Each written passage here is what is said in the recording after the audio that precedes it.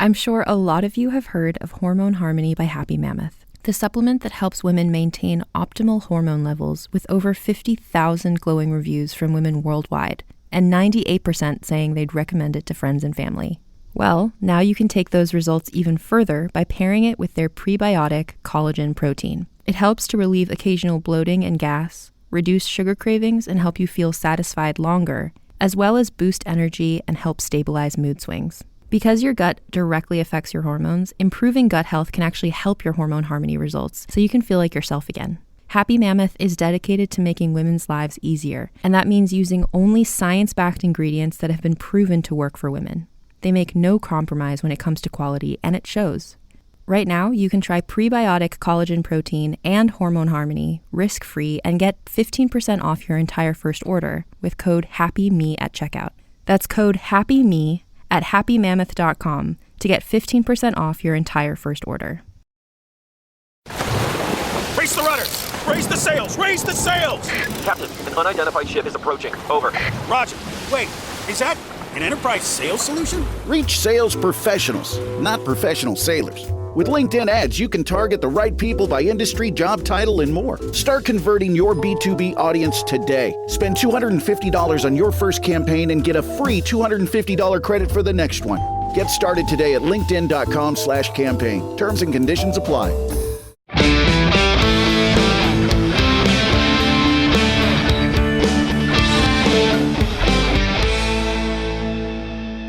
In 2005, two brothers hit the road to fight monsters. That road has led them to fighting demons, angels, and saving the world. It's a journey that is taking them to heaven, hell, and back. But they aren't done. Join our journey as we go episode by episode, following the adventures of Sam and Dean Winchester. We break each episode down with the writers, producers, directors, crew, and actors to bring you the behind-the-scenes stories of how this legendary TV series was made. That guy right there, that's Rob Benedict. He played God and Chuck Shirley. Hey, and that guy there, that's Richard Spade Jr. He played Gabriel, Loki, and the Trickster. And P.S., he directed a bunch of episodes, too. Now, while we are insiders, we're also outsiders, because we're not experts. This is our first time watching the entire series, all 327 episodes. Rich and I have met many of the fans at conventions around the world, and we are deepening our understanding of why you all love this series so much. Because it's really good. Yeah, it is. Now listen, there will be spoilers, so consider yourself warned. And thank you for joining us on this trip we call Supernatural Then and Now.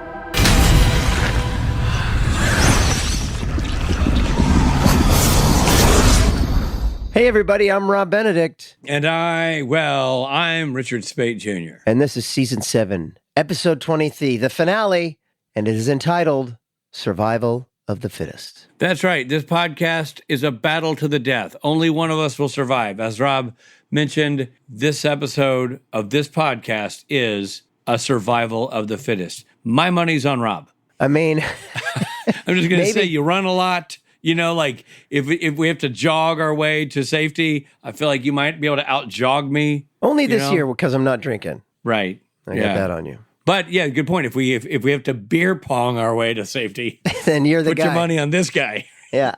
Well, everybody, we did it. We got to the finale of Season 7. We did, and we're proud of ourselves. Very proud of ourselves. I'm proud of you, Rich. I'm proud of you. We aren't done with Season 7. We still have 2 great Spotlight episodes coming, and this is going to be a real treat. I know that we have Spotlight episodes, but we're the end. This is the end of the episode. Like, this is the end of, this is the last episode. I know, man. I know. I'm literally reading the script. But we're giving people bonus material. Ralph, I don't believe in reading the script. You know that. I'm like, we've got 2 great Spotlight episodes. Yeah, but why do you keep talking about these Spotlight episodes? Why don't you just throw a spotlight on the Spotlight episodes? No, this is actually exciting. We've got Sarah Gamble. I cannot believe, by the way, that we have Sarah Gamble. I am so excited to talk to her. This is a massive get. Yeah. So if you're just tuning in and you're just joining us, you got to realize we've been trying to get Sarah Gamble. And the fact that she's going to come on and chat with us is just fantastic. We're also excited about James Patrick Stewart joining us. Oh my God, he's so good this whole season. I can't wait to talk to Dick Roman himself. Jimmy P, as Robbie likes to call him. And then, on top of all that, we've got the season wrap-up. The big spectacular, season-ending spectacular that features star-studded event that features you, me, Steve Hine, Trey Booty, and a surprise announcement, the actor who's replacing you next season. Be sure to stick around for the whole episode today. After we speak with Bob, we have some other questions we asked Jared and Jensen about the season 7 finale, so you'll definitely want to hear those. Yep. Plus, this month is the 20th anniversary of the premiere of the show. The podcast has been on 20 years? No, sir. September 2005 was the beginning of Supernatural when it first aired. Supernatural. Oh, Yes. man, what a show. What a show. What a show. What? That's the A show we're talking. That's the show. What is it? It's Supernatural? Oh, what a show. we should check that out. I have a question for you, Richard. Did you rewatch this episode? Yes, I did. I absolutely had to. Still have questions. Yeah. Well, I did too. And I'm proud of you because we were asked to watch this before we interviewed Jared. And Eons ago. And it was like we weren't even halfway through the season. It made 0 sense. So it was interesting to go back and rewatch it. Yeah, watching it in a vacuum was very challenging. Yeah. All right. Well, shall I summarize? Would you do us the privilege of listening to the dulcet tones of your timbered voice? Give us the final summary of season 7. Following the customary montage of the season, the episode opens with Crowley imprisoned beneath a devil's trap at Sucracorp. Dick Roman offers him a deal. Demons get Canada after the Leviathans take America, in exchange for Crowley supplying Sam and Dean with fake blood for their weapon. You know why Dick Roman says he wants America? Why? Because we're fat. We're fat. That's right. Yeah. Yeah. I thought that was funny. Yeah, he was like, and I get America. I got to say, one of the things I liked about this season was they really did lampoon a lot of the American stereotypes, stereotypical things like high fructose corn syrup and our weight. Right, yeah. Well, Crowley agrees, producing a massive contract for them to edit and sign. It's a big one. It's a big contract. It was a big, and they kept going with it. But Crowley was happy. He likes that stuff. Yeah. Meanwhile, the Winchesters travel to a church crypt. A church crypt? Yeah, to find the boat. And picking the righteous mortal was interesting. That happened very quickly. They looked through 3 people, but I thought it was kind of cool what they're like, that was probably political. Or, it was kind of interesting how they figured it out. But they're literally doing it in the 11th hour, like as they're at the crypt. It's like, all right, well, we could do this one. Anyway, Sister Mary Constant was a nun devoted to her order for 83 years. Elsewhere, Bobby is still possessing the motel maid Louise and plotting vengeance on Dick. Yeah, man. While slowly getting consumed by rage. I mean, really, I didn't love seeing rageful Bobby. Yeah, he's really he's a lot of rage. Yeah, and most of it is against the machine. You know what I mean? That and Sam's neck. I mean, geez, he really nearly strangles him. Oh yeah, I know. Kind of like he pulled an Osric Chow on Sam. At Rufus's cabin, the brothers try and fail to summon Crowley.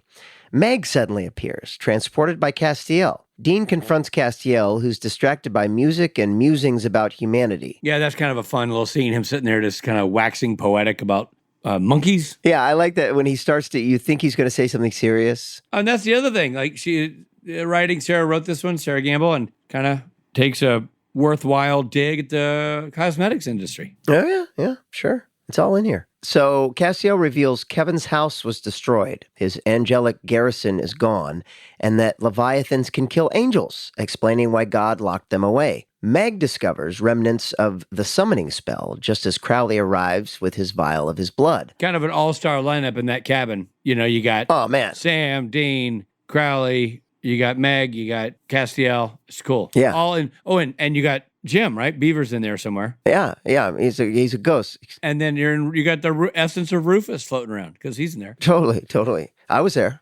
You can't see me, but I came in and out. That's fair, actually. He warns that Dick knows their plan and vanishes, leaving Meg uneasy. Yeah. So he didn't give him the vial of blood yet, right? No, and he definitely has Meg on her heels. She definitely is not liking the whole Crowley saying, I'm gonna serve you up, sizzling on a platter. Yeah. Yada, yada, yada. But for now, I'm going to leave you with Castiel because he needs you or whatever. Yeah. Meanwhile, Castiel is just completely out of it. He's gone full Misha Collins. He totally has. At Supercorp, Kevin is imprisoned while Leviathans continue their experiments. Dean and Sam complete the weapon with the three bloods. You know, they bring that blonde young lady in. You know, nothing good's going to happen with that. No, that was really creepy too, by the way. Yeah, real creepy. I looked back to see if we were supposed to know who she was. We'd never seen her before. She was just a random stone girl. No, we were not. Oh, by the way, I have a question. I know this is going to get me made fun of. Okay. But I even paused the episode and rewound it to figure something out that I still couldn't figure out. When was Misha on Sam and Dean's car, naked, covered in bees? I think it's just a story he tells that we're not supposed to have seen it. Okay, gotcha. I rewound that too, dude. I was like, wait, what? He referenced it. He's like, remember the bees? Like, I thought, oh, I must have missed it in the then and now. I so confused by that one bit. I think he's talking. It's the reason he tells that story is to say how unhinged Castiel is. Yes, I thought for sure you were going to rip me a new one. No, I did the same thing actually. I literally did the same thing. Look at us. So it says Dean and Sam complete the weapon with the three bloods. Did Crowley give them his blood? Yes, he did. He does at some point. Where did the other blood come from? Castiel, the vampire. Oh yeah, Alpha Vampire. That's right. Yeah, vampire. But wait a minute. What about how do they know that Crowley didn't give fake blood? They don't. They don't. They have to blindly trust. They're not sure until they use it. Right. So the fact that he did give them the real blood means he's kind of on their side a little bit. Until the end of the episode and you realize he's not. Why? Now he has all of those Leviathan people who can follow him. He's their new king. That's what he says at the end. He's like, I set you up, James Patrick Stewart. And James Patrick Stewart is like, oh, Mark Shepard, you old so-and-so. He's like, yeah, I'm getting rid of you, but I'm keeping all your people. Oh, so the Leviathans are still around. Yeah. Oh, man. Yeah, I missed that part. Okay. Well, meanwhile, Kevin's imprisoned and Dean and Sam complete the weapon with the bloods. Castiel, seemingly unstable, tries to distract with sandwiches and talk of board games. Meanwhile, Dick unveils Additive 3.0, a creamer designed... It's crazy to think that he said he slaughtered the pig and made the meat himself. That's an enormous amount of time. That's a huge time commitment. Right. But and the other thing is, at the end of this episode, they wind up in purgatory, and I'm like, so he can go to Russia to deal with the pig or whatever, but he can't get him out of... You know what I mean? Pretty sure he went to France. But yeah, it was Normandy. Russia, and they're known for their ham. Meanwhile, Dick unveils Additive 3.0, a creamer designed to eliminate undesirable traits in the Leviathan human cattle, like low body mass, hemophilia, and high IQ. Like they don't want smart people who are thin. Right. When tested on a girl named Polly, she collapses and dies. Yeah, that's a freaky thing. The whole thing is really weird. Like, undress Polly, and she does. And I know she's fully dressed, but it's real creepy. And then why did they have to make her undress? It was to show that she wasn't fat, but I feel like I feel like they wouldn't have done it like that in 2025. No, it seemed a little bit gratuitous. Yeah. And I felt the same way. I worried for that. Not worried for the actress. I just was like, dude, I had the same felt thought. bad for her. I mean, what's the audition room like for that? Exactly. Hard pass. And it's a room full of, men, and it didn't feel all right. Not that they would ever do anything like that, but No, it's not that. I just think they would do it differently now. I think times have changed. Yeah. You just feel uncomfortable for the actor a little bit. Yep. Well, Sam then encounters Bobby in Louise's body, who nearly chokes him before realizing his actions. The brothers eventually torch Bobby's flask, allowing him to move on and ending his vengeful ghost state. Beautifully directed by Bob Singer. Yeah. Beautifully acted by both Jared Jensen and then also Jim Beaver saying goodbye. Beautiful scene. I do have a question. Okay. Love the sentiment behind it. The heart is great. Sarah wrote a lovely scene. And I really love the way Bob carved out singles of both boys and did the two-shot. It was just beautiful. And the way Dean had to look back and forth between his brother and the fire and then back to Bobby. It was just very poetically done. Yeah. Would a normal fire burn that flask? It felt like it's a metal thing. I felt like that was a big reach that, it's metal. Yeah, just a flimsy made flash. I don't know. Maybe just me being annoying, but it's just a kind of a flimsy flask, maybe, huh? I guess not a real. I don't know. Compliment to the flask building business. No, I just thought sure. I felt like it needed to be like. It's turning it into molten steel. I don't know. I just thought it was... Sure. I wanted to be sure I wasn't missing that it was a magical fire or something, but whatever. Not a big deal. No. It's just one of those things we have to I get it. Kinda... Yeah. Let go and let Dean, as they say. Exactly. The next day, the team launches their assault on Sucre Corp. The Impala smashes through. Well, they're back in the Impala, which is really cool. The Impala's back. Let's talk about that. Yeah. Great musical reveal. Oh, man. Music video footage of it. Yeah. Yeah. It's awesome. Bob Singer had a field day. Yeah. Oh, yeah. great driving day. So there's that. They're, it's doing that thing where it as it's leaving on the road, it goes, it like kind of fishtails, Yeah, fishtails a little bit. Yeah. Does the old fishtail. And then it smashes through security and then through a sign, and Meg steps out. Cool bit. Cool misdirect, you might say. No, yeah, we'd make him that. But I mean, cool bit in terms of the car going through the sign. I thought that was a cool bit. Yeah, the whole thing. And then she gets out and she's being shot at, and she's kind of like, annoyed, but, not dying from it. Then she takes on the guards with borax and a machete, only to be captured by Crowley's demons. Wait, she has my wife? Yeah, she takes on the guards with borax. She's also got your wife. The machete. Only to be captured by Crowley's demons. Sam rescues Kevin, who insists they destroy the lab filled with contaminated creamers.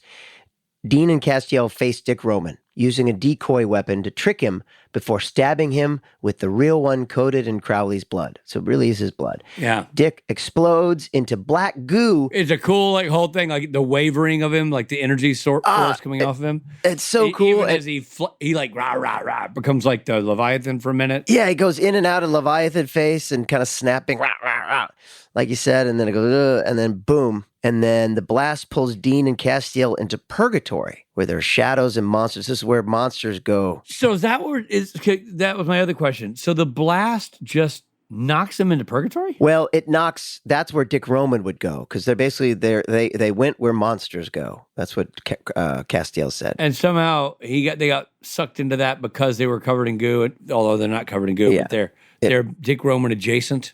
So it pulled them with him. And what happened to Dean? I'm sorry, not Dean. Sam, is he not in the room when the explosion happens? I think he comes in right after. He runs in right after? Yeah, with Kevin, yeah. So back in the lab, Kevin is left with Sam, but Crowley appears with demons, declaring Leviathan's just another monster now. He abducts Kevin. Wouldn't it been funny if Kevin, was scared at the fact that Dean and Cass were gone, and turns to Sam and says, "I'm scared. I want to hold your hand." Because he looks like he's in the Beatles. He looks like a Beatle. Yeah. No, Yeah. I got you. So then Crowley abducts Kevin, leaving Sam alone. Meanwhile, Dean awakens in a dark forest where Castiel reveals they are trapped in purgatory, surrounded by monsters.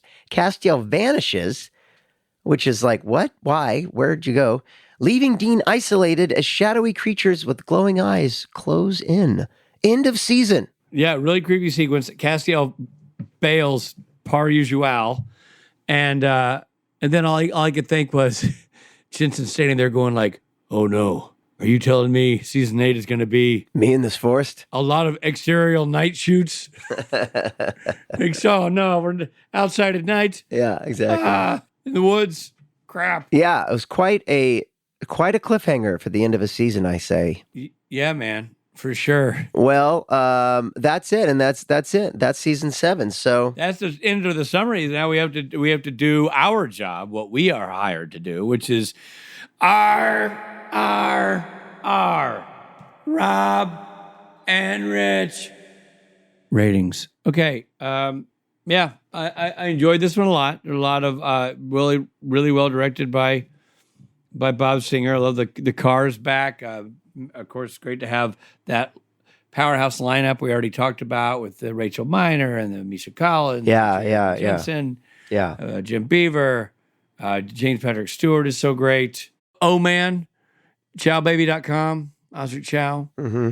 And all the guest stars are great. Yep. I'm going to give this in honor of this episode and in honor of his work this season. I'm going to give this episode a dead Jim Beaver. Wait, what? It's a full beard. Okay. It's a nice beard. It's dark. I feel like he's using a different coloring device. Oh, you're saying gotcha. Dead Bobby Singer. I'm more comfortable with that. Sorry, I didn't. You know what? That's what I meant. Yeah. Sorry, Jim. I know you're very much alive. Right. So not the. Hold on. Right. Retract. Allow me to say that poetically again. Right. I give this a dead Bob Singer. Yeah. Bobby Singer. Now it sounds like I killed the director. Yeah. I give this a dead character of Bobby Singer. Right. The beard. Got it. Boy, phew. Well. Yikes. Because it's a dark beard. It's a solid color. It's full. It's for a man who's dead. It's a vibrant beard.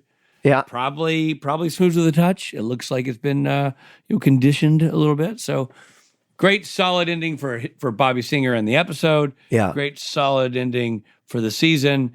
The Patrick Stewart explosion was awesome. Yeah. Patrick Stewart. I if we don't see him again, I'm super bummed. I loved him.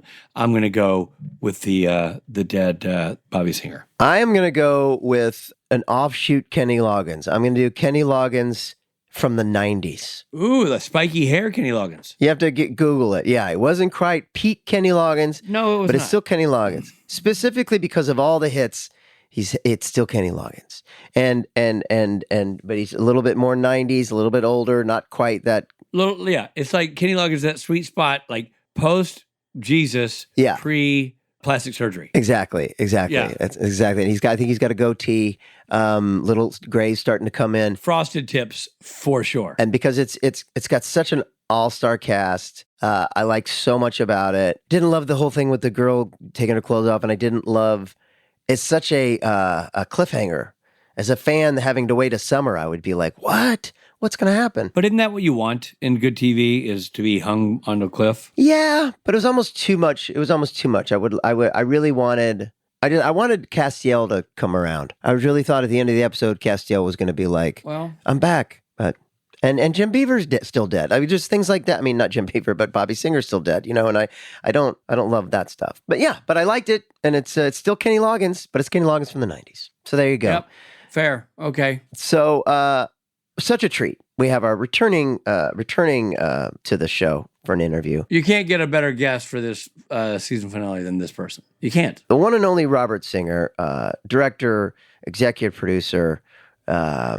Really just the man that was with the show for 15 years. And The backbone, if you will, the spine. the backbone of the show. And here is our conversation. At the beginning of the conversation, it's just me and Bob. And then Rich shows up about halfway through. It's a great interview. Excited for you to hear it. And here it is.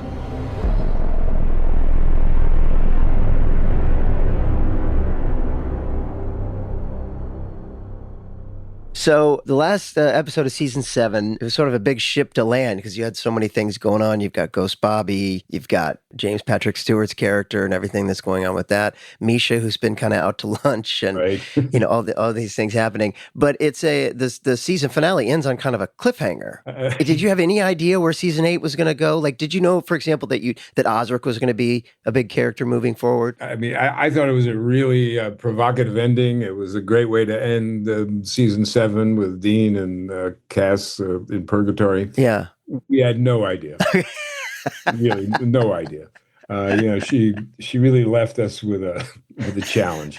Wow. That said, I thought what Jeremy and I came up with for season 8 was really good, and season 8 was actually one of my favorite seasons. Oh, cool. But how do we get Dean out of purgatory? Yeah. And what would Sam be doing while Dean is struggling in purgatory? Right. So when we came up with he hit a dog, I really liked where that went. But to answer your question again, we had no idea. Wow. And coming up with Benny the vampire, I thought was really good.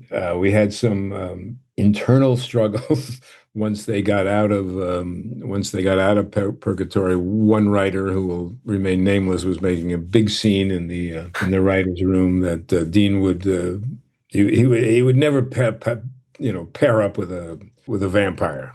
As soon as they got out of purgatory, Dean would kill him. And we said, no, we're not. That's not where we're going. Wow. And it was a big to do in the writers' room. And finally I said, look, if you don't want to write it, don't write it. Write something else. But that's what we're doing. You're the that's what we're doing guy. Right.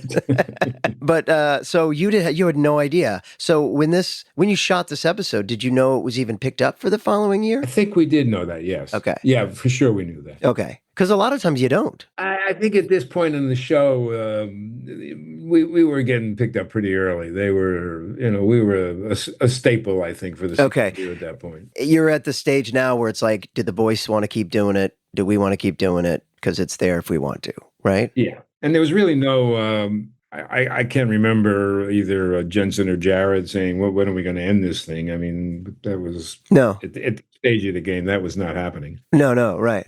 So wow, so you had no idea, and it's great. It's a bigger cliffhanger than I've seen on this show in previous seasons. Yeah, it was really. It was, I mean, seriously, I mean, when Jeremy came back and he was looking at this, he goes, Jesus God, what are we going to do now? What'd you leave me with? Right, exactly. But again, I love season 8. I thought it was terrific. And I thought what we did with it, what we came up with was different and interesting. And, and the Benny character was around for a while. I mean, when it became an integral part of the show in the 8th season. So. Well, I look forward to seeing it because that's all new to me. This is a part of the show that I really had never seen. So in season 7, there are a lot of dick jokes, a lot of dick puns. Yeah. With the main bad guy being Dick, and coincidentally, the main bad guy in my life is Dick Spade Jr. Who's joining us late for this conversation. I'll just tell him to do whatever he's doing. We don't need him. We don't need him. Any trouble with standards and practices with the dick jokes? Not really, no. Really? At that point, I don't even know how much attention they were paying to us, Right. But no, we didn't have a problem with that. But, and I think that's also a word that you can actually say on television. I don't think you can say prick, but you can say dick. How they come up with these rules, I have no idea. So funny. And obviously his name's Dick, so that's if anything, you have that out. Right. And then what about is there a conversation with the studio to go from 22 episodes a season to 23? How does that work? The network had asked for 24.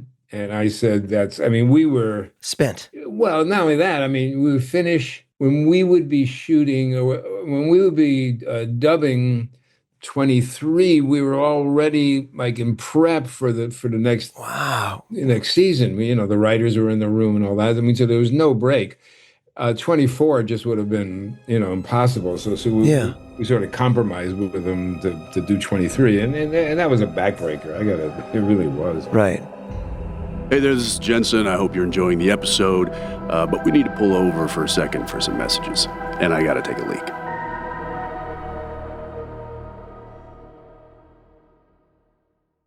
Hey, Richard Spade here, and you know what? Summer is dope. But what doesn't belong in your epic summer plans is getting burned by your old wireless bill. No, sir. Save that burn for the sun. So while you're planning your beach trips, your barbecues, and your 3-day weekends, your wireless plan and your wireless bill should be the last thing holding you back. That's why I made the switch to Mint Mobile. With Mint, you can get the coverage and speed you're used to, but for way less money. And for a limited time, Mint Mobile is offering 3 months of unlimited premium wireless service for $15 a month. You heard that right. That's 3 5s. And who said actors would never use math? So while your friends are sweating over data overages and surprise charges, you'll be chilling like a villain, literally and financially. That's right. Say adios to your overpriced wireless plans, jaw-dropping monthly bills, because they're brutal and they're unexpected and they've got overages. Mint Mobile is here to be your life raft. It's going to rescue you. All the plans come with high-speed data and unlimited talk and text. And if you're talking to Rob Benedict on the phone, you need unlimited because that man likes to jabberjaw. And it's all delivered on the nation's largest 5G network. Oh no, Rich, I got to give up my phone. No, you don't. Use your own phone with any Mint Mobile plan. But what about my phone number? Hey, bring that along too. Keep your phone number along with all your existing contacts. Except you might want to delete Bobo because, he talks a lot. Ditch overpriced wireless and get 3 months of unlimited service from Mint Mobile for $15 a month. I use this plan, and that's why you should too. Does it make you look cool with the ladies and the dudes? Probably. I think it's working for me. But more importantly, it's saving you money and getting you everything you need from a wireless plan. I'm telling you, your bill's going to be lower, your connection is going to be phenomenal, and your data is going to be unlimited. I don't know what more to tell you. So this year, skip breaking a sweat and breaking the bank. Get this new customer offer and your 3-month unlimited wireless plan for just $15 a month at mintmobile.com/supernatural. That's right. We threw a little SPN love in here. That's mintmobile.com/supernatural. Do it now. You're welcome. Upfront payment of $45 required, equivalent to $15 a month. Limited time new customer offer for the first 3 months only. Speed may slow above 35 gigabytes on unlimited plan. Taxes and fees extra. See Mint Mobile for details. Hey everybody, it's Rob. Cooler temps are rolling in. And as always, Quince is where I'm turning for fall staples that actually last. From cashmere to denim to boots. The quality holds up and the price still blows me away. Fall is my favorite. It's my favorite season. And Quince has everything that you're going to need. I just recently got this bag from Quince, which is technically all weather, but it's so fall. The colors of it are fall. It's really screaming for me to put fall things in it. I want to go back to school, put my school books in it, maybe throw some leaves and a pumpkin and roll around in the park. No, for sure. They've got accessories, they've got clothing. You have to check it out. Their denim is durable and fits right, and their real leather jackets bring that clean, classic edge without the elevated price tag. Quince has really become my go-to across the board. I'm really looking forward to grabbing a fall jacket. I love jackets, and Quince has plenty of them. So you have to check it out. If you haven't, now's your chance. Keep it classic and cool this fall with long-lasting staples from Quince. Go to quince.com/STN for free shipping on your order and 365-day returns. That's QUINCE.com/STN. Free shipping and 365-day returns. Quince.com/STN. Hey there, thanks for listening. Now, back to the episode.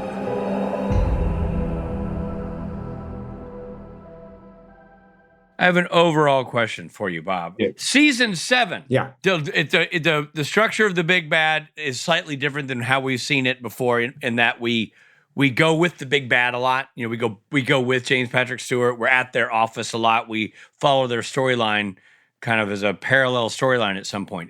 It structurally feels different than some of the earlier seasons. Yeah, that's true. And I was curious about, from your creative side, since you're a part of that, you were half the showrunning squad there. Did that evolve over time, or is that a decision that was made early on? Like, hey, let's do something stylistically different. I don't think that was really a conscious decision like that. We always wanted to give, as evidenced by you and Rob, to give baddies their own stories. That was pretty consistent from year one. Eric used to say, every villain is the hero of his own story. I think in James, I think we really struck gold. He was so great in that part. So good. So good. So great. Part. And when you find something like that, then, you just want to give the guy more. Also, I think the story was a little more complex in terms of what, the baddies had in mind. So that really required, I think, more screen time. And, and he could, really, really carry the ball. So it was not it wasn't something where we said, oh, we should try something different structurally. It just kind of worked out that way, I think. That makes sense, because you really do have in him a phenomenal bad guy. I mean, a lovable bad guy.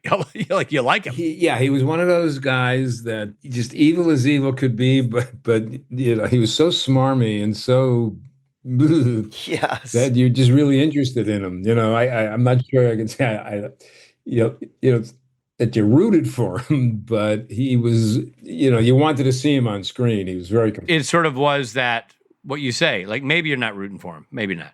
But every time that dude popped up, I was fired up. Yeah, because it's juicy. He's really chewing the lines, and I love that he's like I want to ask him about this when we talk to him, but it's almost like he doesn't know how to smile, like the way he smiles. It's like, I know, it was genius, Yeah. man. It was the quintessential evil smile. yeah. Yeah. It's just like this upper lip just kind of goes up. And then you also have Jim Beaver, Bobby Singer, of course, his character's death and then subsequent ghost arc. Was that difficult to decide his fate? To decide that's because that's been something Rich and I have struggled with. It's not as fun to see Bobby as a ghost. Yeah. I can't remember exactly how we came up with that notion. I think it played well in quite a few episodes. There was also a certain amount of pathos in that, I mean, because he was, and I think he says it in this episode and other episodes. I mean, there's no win in being a ghost. And even though he's trying to do good things as a ghost, he knows that on the back end of that, it's not good. And I think in this episode, he even says to the guys, when it's your time, just go. Yeah. Don't be like me. Yeah. Right. I think it was interesting. How we came up with it, I really don't remember, what the discussions were, but right. I think it worked. The thing with Jim is he's like James Cagney. It doesn't matter what you give him, he's going to make it believable.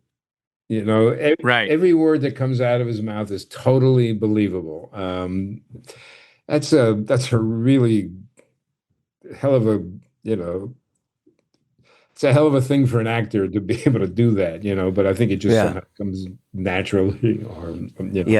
And your point is valid even more so when you think about the fact that the task handed to him for the last few episodes is navigating Bobby figuring out what it's like to be dead and interacting with these boys at the same time that he's trying to solve the problem of the Leviathans. Right. You know what I mean? Like, it is a heightened series of hurdles he has to overcome. Yeah. And Jim does it in such a grounded way that it makes it still work. Yeah, exactly. And he makes it look so easy. I mean, the acting of it, and it's not easy to do. It's a real talent. He's just a natural. He was, I first worked with Jim on a show called Reasonable Doubts with Mark Harmon and Marley Matlin. And again, Jim came in for a oneer and ended up having a whole arc of things. You just right. Gold when you see it. So yeah, he's good no matter what. Yeah, it's more of an emotional thing. No, he found a way to make it work. Yeah, I mean, this moment, it's emotional missing that character. That's what. Yeah, it was, but I and Rob and I haven't talked about it yet together. But I thought the moment of his goodbye in this episode was really beautifully done. Truly. I mean, I thought Jim did a great job. The boys did a great job. What about the director? I thought it was really... The director do a good job? You know what? I ought to be honest. No. I didn't love the choices. I felt like clearly a new guy. Yeah, you know what I mean? It just felt... Speaking of your directing, I really loved that the Impala is back, and I love the way that whole sequence played out.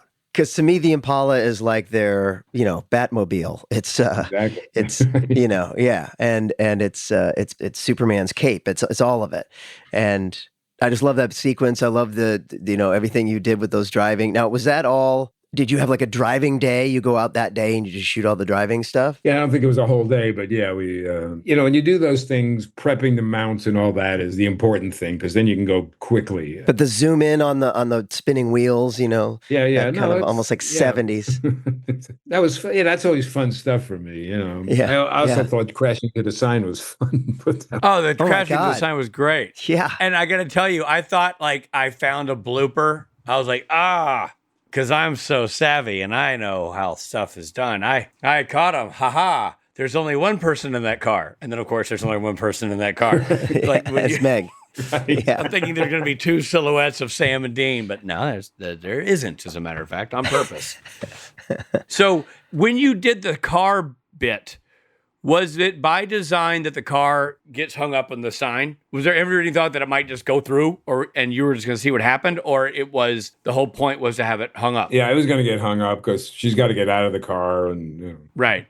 That was cool. And as a viewer, I kind of was expecting it to go flying through the thing. So I thought it was kind of, in a way, you felt for Dean as the undercarriage of Baby got, jerked around on the steel frame of the sign. And that was really fun, though, because the whole season you've been without that car, so it was really nice to have that. Yeah, it was interesting. I had sort of forgotten that, and then as I'm watching this episode, and I see them in this awful car, I'm going, boy, that's not our guys. It's so weird. Yeah, even though we know, because we do. It was strange, but yes, getting the car back was a big deal. Yeah, well shot. So then Jensen directed his second episode this season.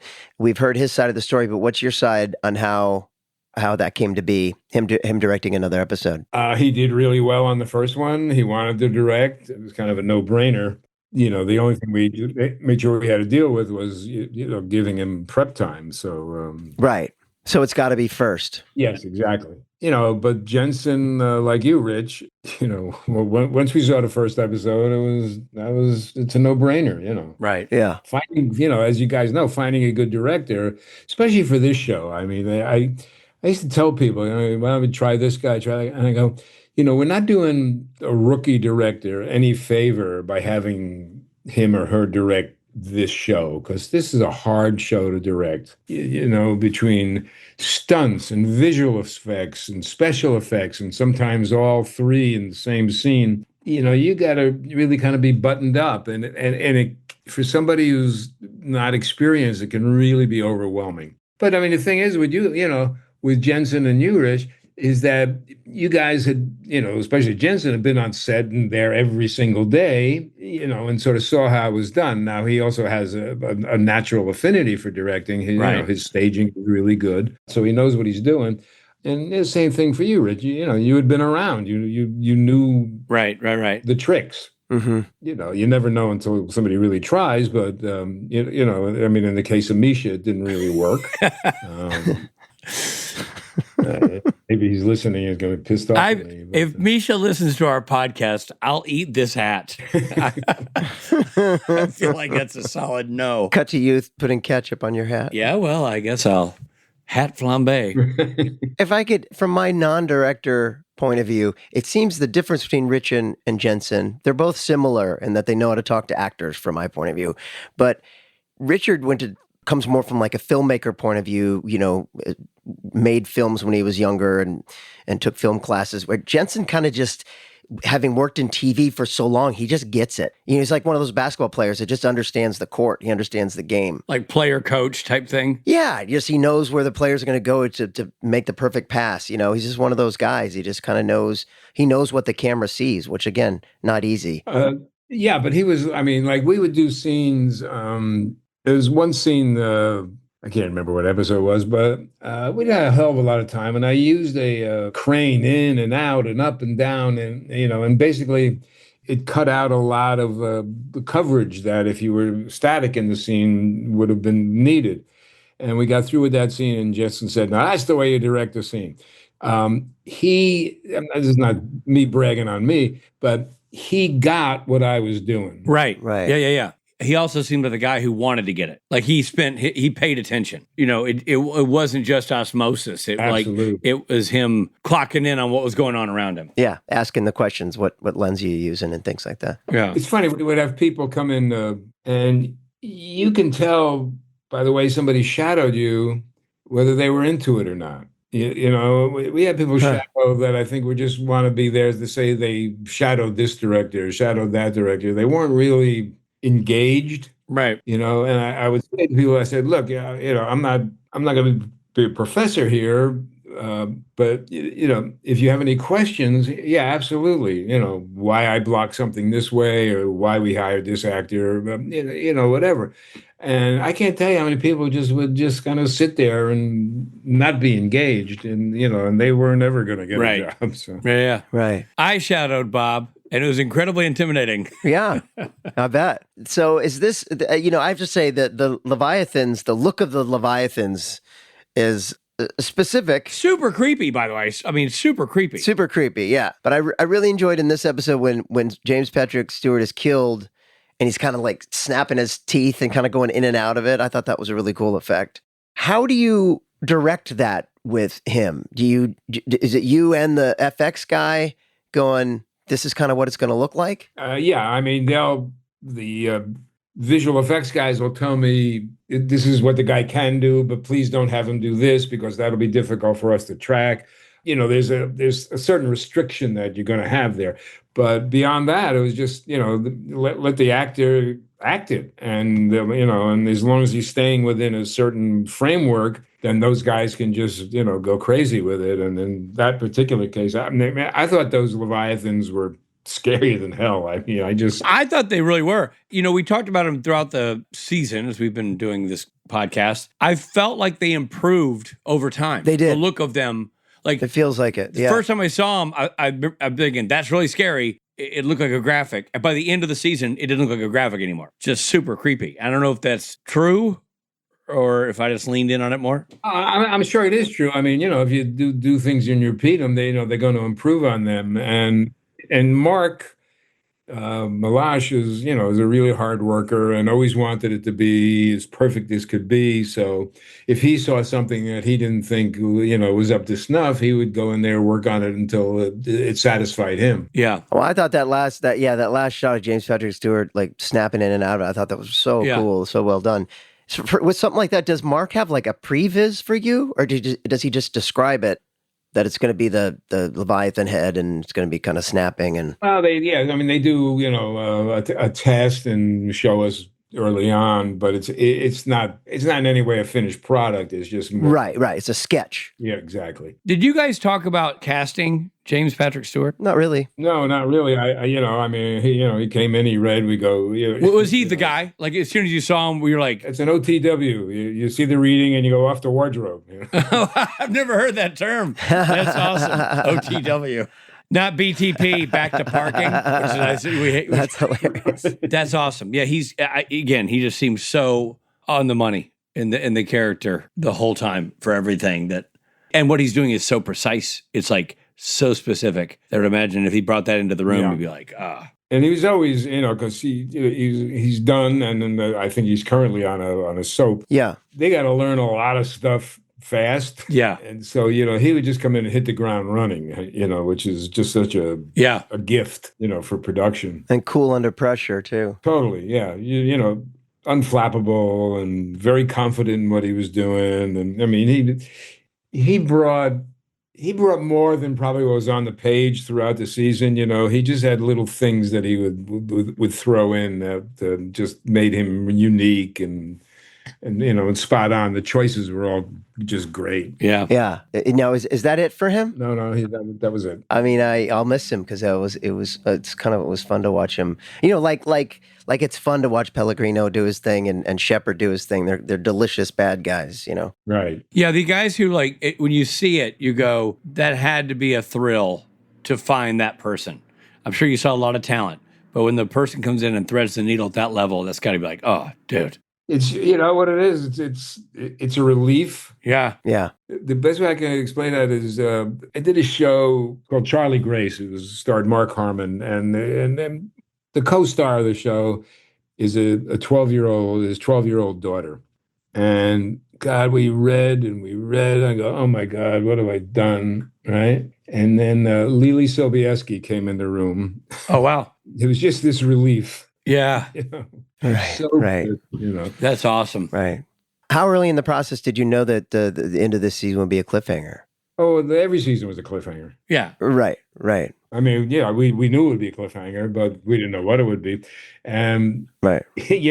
From a directorial point of view, when I read the script and we're going over it, I go, wow, that's going to be really cool. And, we can make a great purgatory. So I was sort of jazzed as a director to be able to shoot that. Without saying, oh, it's going to be your responsibility to get us out of this goddamn thing. But right. It all worked out. Yeah, it'd be interesting to see what you guys think about 8. It's one of my favorites. Oh, that's great.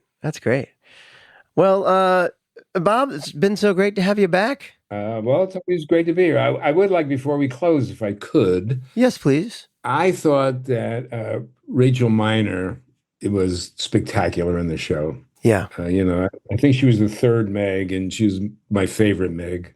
She could be villainous, but with a twinkle in her eye, and the relationship he had with Cass, she would always call him Clarence, which, was a nod to It's a Wonderful Life. Yeah.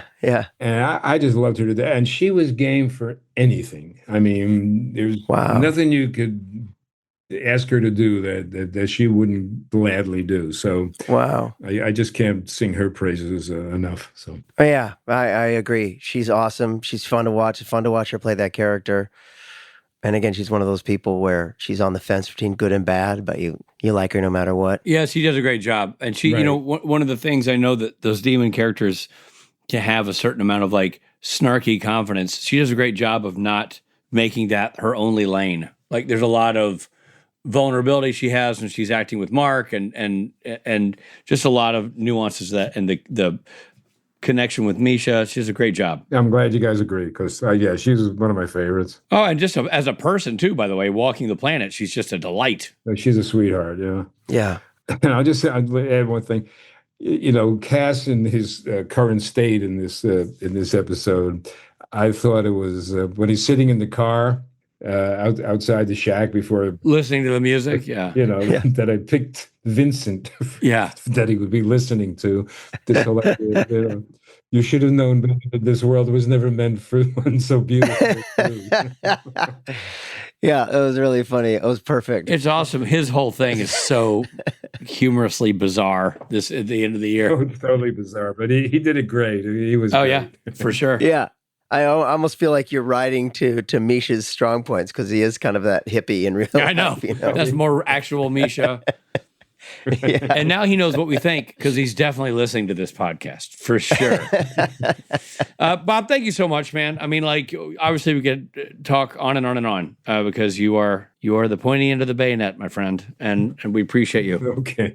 Yeah. Loaded with stories. Yeah. All good stuff. All gold. And so I love that you love season 8. So you got to come back and talk season 8 with us when we start that up. I'd be happy to. Always here for you guys. Thank you, Bob. All right, buddy. Thank you, guys. Good to see you. Hey there, this is Jared Padalecki, and I hope you're enjoying the episode.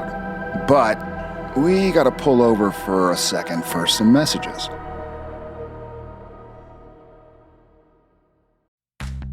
You chose to hit play on this podcast today.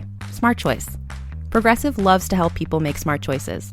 That's why they offer a tool called Auto Quote Explorer that allows you to compare your Progressive car insurance quote with rates from other companies. So you save time on the research and can enjoy savings when you choose the best rate for you. Give it a try after this episode at Progressive.com. Progressive Casualty Insurance Company and Affiliates. Not available in all states or situations. Prices vary based on how you buy. This podcast you're listening to, it was once just a dream. A dream that became reality not by accident, but because someone decided not to let the what-ifs keep them from creating something they believed in. Starting your own business is a dream lots of us share, but too many let it remain just a dream. Don't hold yourself back from creating what you believe in, and turn those what-ifs into why-nots with Shopify by your side.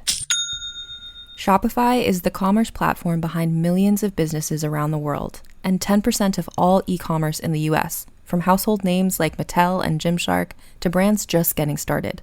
What if I can't design a website? Shopify's got you with beautiful, ready-to-go templates to match your brand's style. What if I need a hand? Get help with everyday tasks like enhancing product images, writing product descriptions, or generating discount codes with Shopify's AI tools created for commerce. What if people haven't heard about my brand? Shopify helps you find your customers with easy-to-run email and social media campaigns. And what if I get stuck? Shopify's always around to share advice with their award-winning 24/7 customer support. So turn those dreams into and give them the best shot at success with Shopify. Sign up for your $1 per month trial and start selling today at shopify.com/realm. Go to shopify.com/realm. Shopify.com/realm.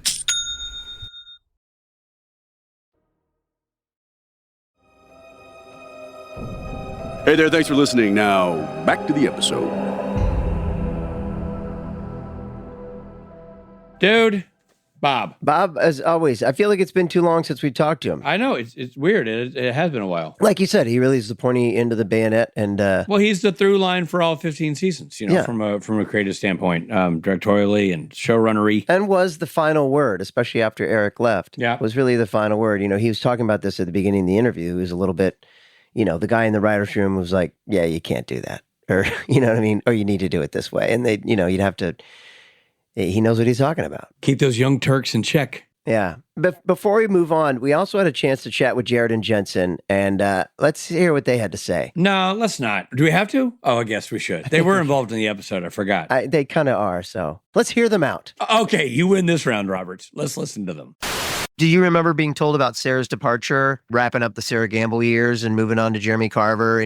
Yeah, she did 6 and 7 and then left after 7, I believe. And then Carver came in for 8. At that point, when Crip left after 5, we were like, okay. And Sarah had already been a writer on the show. So we knew we were getting passed over to somebody who was already invested in the show and somebody we trusted. And so when she decided that she was going to take off and further her career, which she's done great and continues to. And then Jeremy stepped up. We were just like, oh, okay. And then it happened again down the road when Dab stepped up. And I don't think any of us ever batted an eye because it was all in-house. We were getting people that were already part of the family, stepping up and taking the helm. I think had anybody ever tried to come in outside that wasn't a part of the show, that may have been a more difficult transition.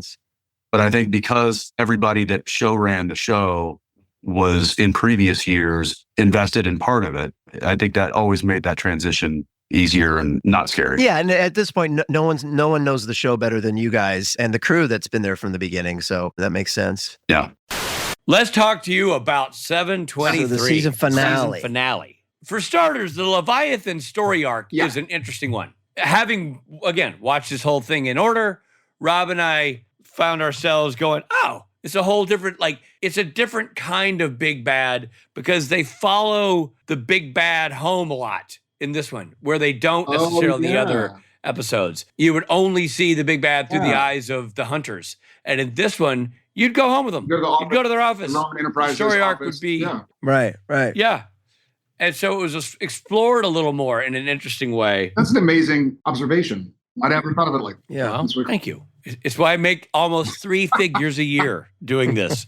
But so to that point, I don't know if how that informs the Sam relationship with this story or if it doesn't, but I feel like we got to know the Leviathans way more as a type of being, and ergo the standoff with him at the end had a sort of a different energy because we got to know Dick Roman. We got to know his hench people and stuff. Did that affect the performance of Sam or the character of Sam at all in terms of knowing what you're up against versus the mystery of a different type of enemy? God, I've never heard that query posed like that. And now my brain's thinking about, well, let me start with this. The Leviathan in general, and I mean, take it for what it is. And if it's some people's favorite season or episodes of Supernatural, great, then you're right. Whatever floats your boat. That was probably the one that I had the most difficulty with because I was like, well, one of my favorite seasons in Sam arcs was in 6, Soulless. Same. Yeah, thank you. And then in 7, it was like, okay, this is weird, but that, Supernatural are going bigger and badder and this and that. And where are you going to go? Like we've done so much. By the end of season 6, we've done over 100 episodes of television, hour long. So where can you go? And it was a clever little departure, I suppose, from what had kind of been. It didn't depart from the lore, but it brought in a part that we weren't really sure where it was going to go. Randomly, and y'all know my sense of humor, nothing is going to be offensive to me. I thought the dick jokes sometimes felt, I don't want to say lame, but like low-hanging fruit. And that didn't mean to make a pun out of that. Yeah. But I was like, oh man, like I Supernatural's done such a good job of being clever, and so I had a difficult time with some of the episodes.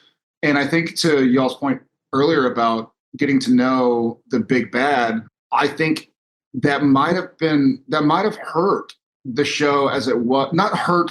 It was unusual because obviously we got to know Crowley really well, but Crowley was bad with a good heart at the end. He was still he ended up being a friend of the Winchesters, Right. You guys turned him to an ally or capitalized him on him. So he, in some sense, Crowley or she, Rowena, ended up ultimately helping the Winchesters when the shit hit the fan.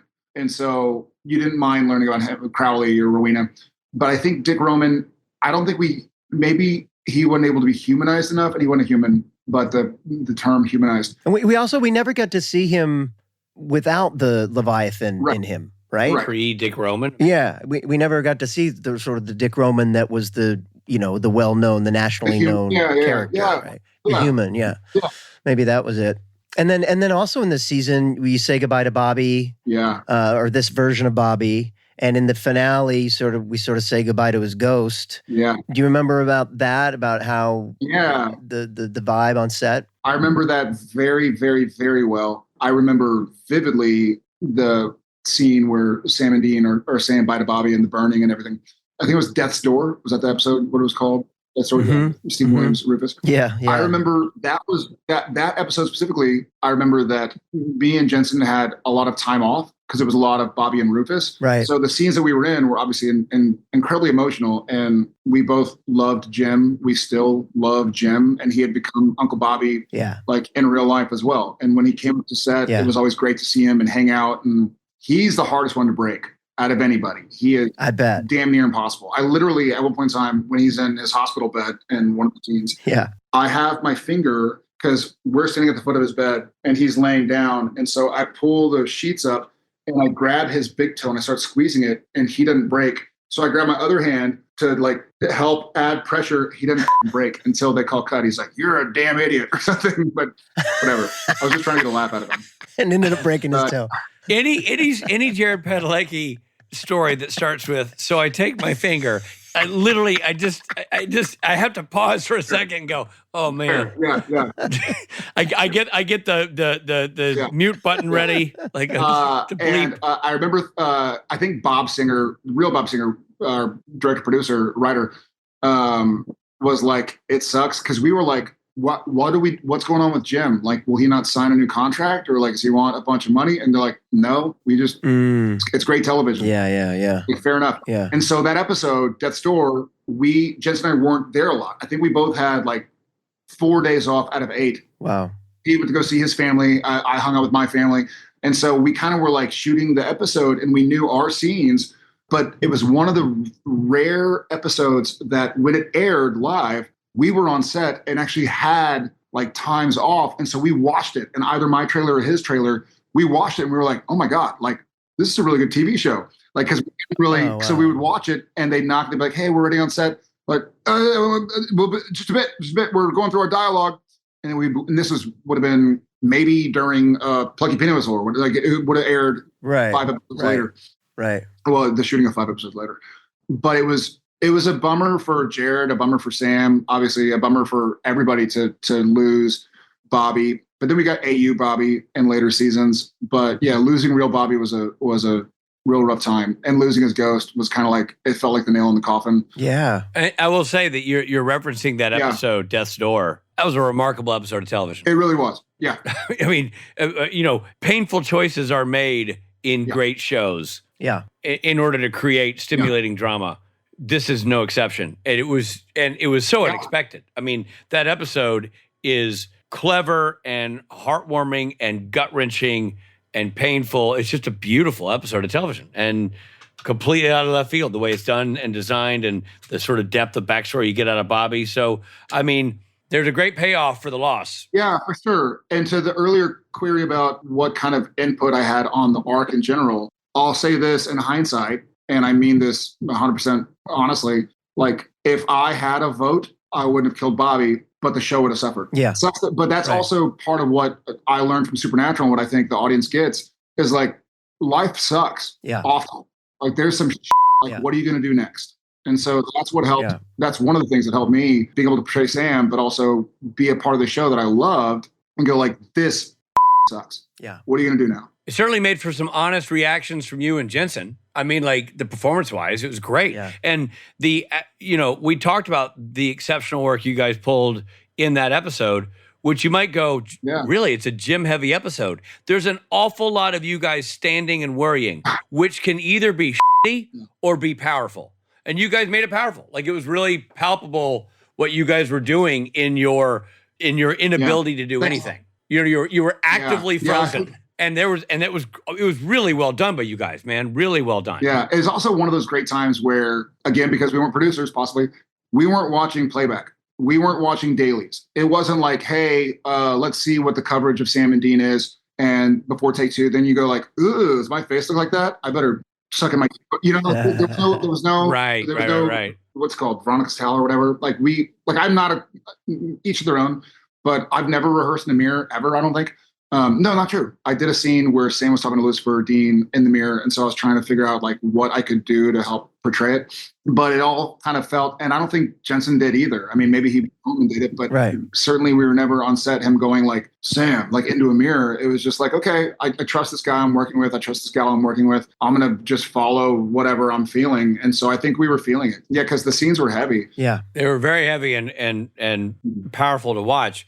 Well, Jared, I can't thank you enough for joining us and going through it all again. And, and we'd love to have you back, later on. Love to come back. Lord knows we'll be doing this for 7 more years. So yeah, it's just invaluable insight, man. I know you've been asked a million questions and a million cons, but it's great to have these as friends. We don't have these conversations. We really don't. So it's really cool to like hear your version of this life that has led to this satellite career we're all a part of, and the friendships we've all built. So thank you, man. I appreciate your time and your honesty. And honestly, Jared, again, and I don't get a chance to tell you this, but like, not only is your work fantastic, but everybody who comes on that works on the show talks about you and Jensen and how kind you are, what a legacy you left behind you in terms of the vibe of the set. And it's all because of you guys. So kudos to you, my friend. Thanks, guys. Yeah, man. You made a lot of guest actors very comfortable and freed them up to do their best work. So good for you, man. Well, I appreciate that greatly, and I cannot wait to do this again. Y'all have known me for many years. Any excuse I could talk about myself, I'll take it.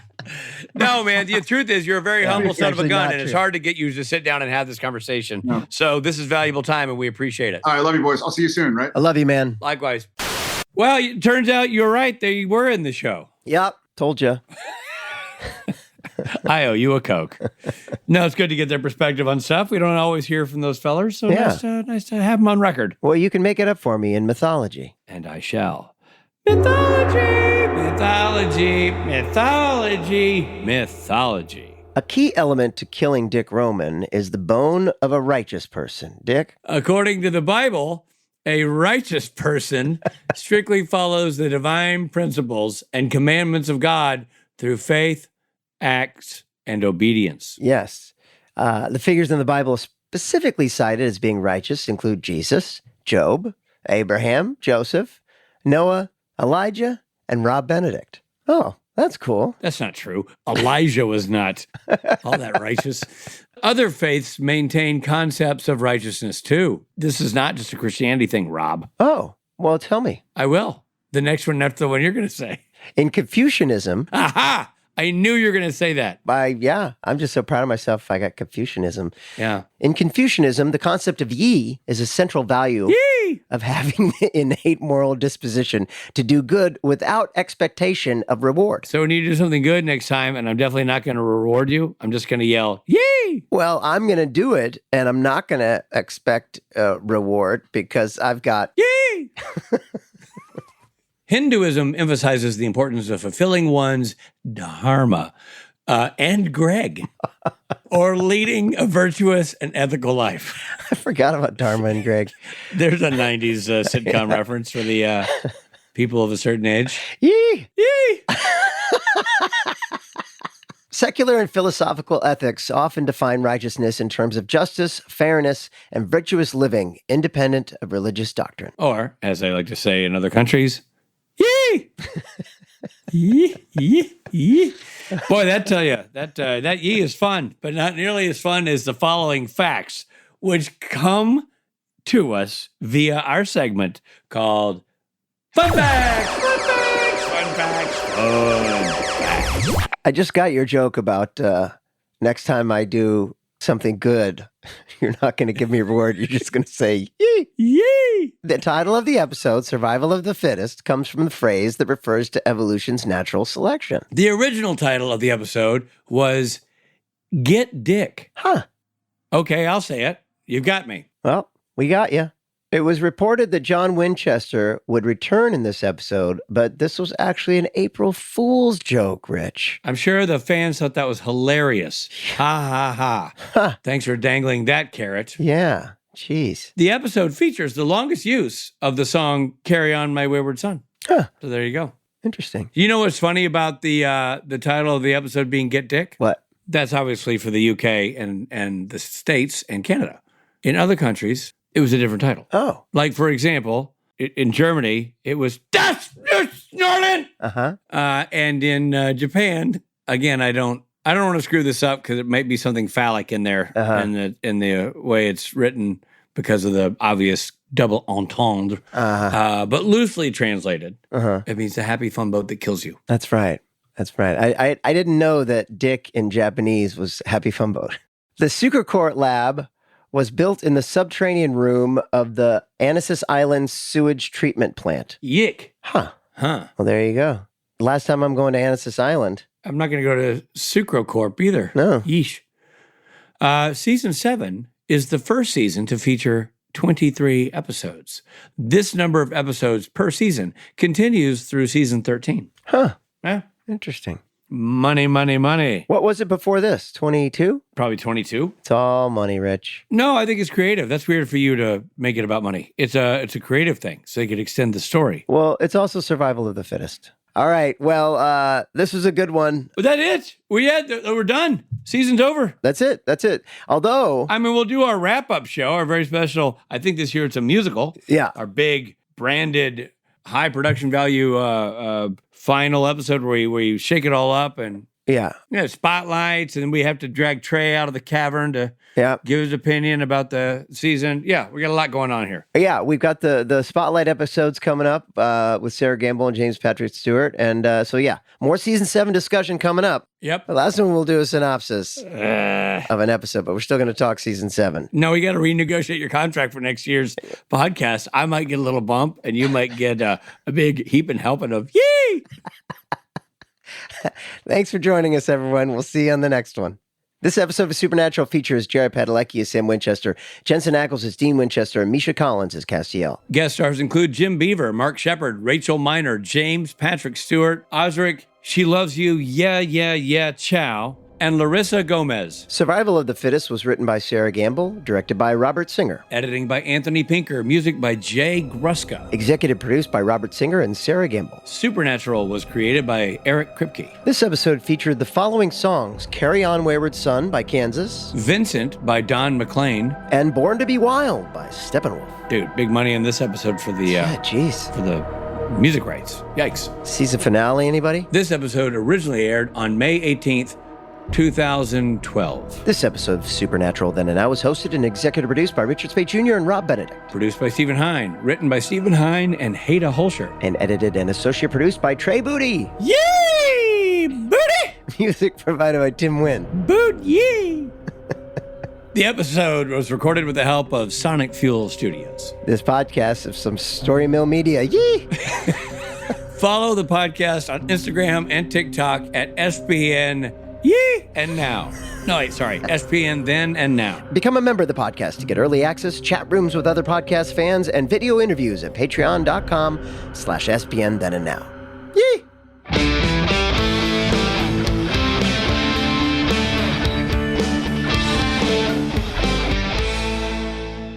All of us are getting yee for a bonus this year.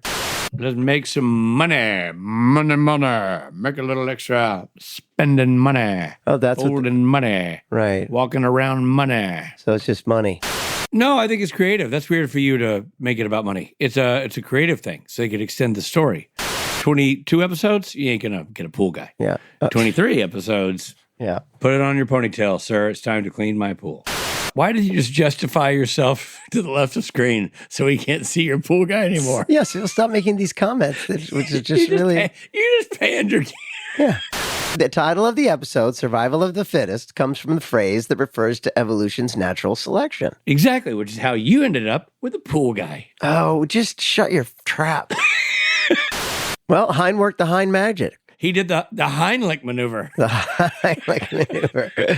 But nobody was actually licked. Please don't cancel us. Story Mill Media.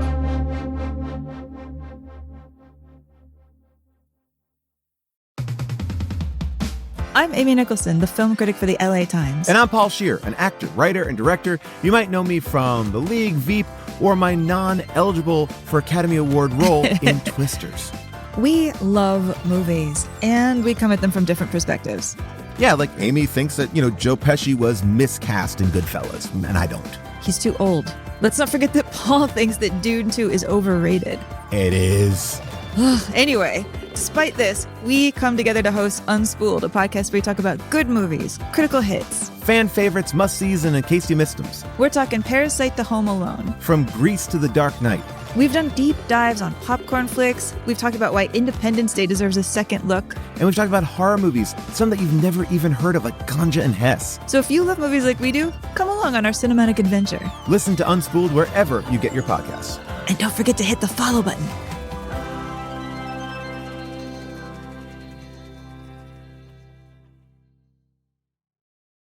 Hey everybody, it's Rob. Before we get started, I wanted to share one of our favorite podcasts that we're hearing about. It's called Fantasy Fangirls, and it's your new book hangover cure. So the deal is this. Every week, two sisters, Nicole and Lexi, dive deep into your favorite fantasy books, talking about lore and characters, insights, and theories of beloved stories. They've covered the Empyrean series by Rebecca Yarros, Sarah J. Maas's A Court of Thorn and Roses series, and are currently deep diving into The Kindred's Curse Sage by Penn Cole. And it's super fun. You get to read along with them. It makes you feel like you have your own personal book club. The thing about this show is, how you get obsessed with a new book and you want so badly to chat about it with your friends. And Fantasy Fangirls gives just that. It's a place and community to gush about these amazing stories. And, at the Supernatural fandom, we know all about community. If you want to check out Fantasy Fangirls and dive deep into these books with them, search Fantasy Fangirls wherever you get your podcasts.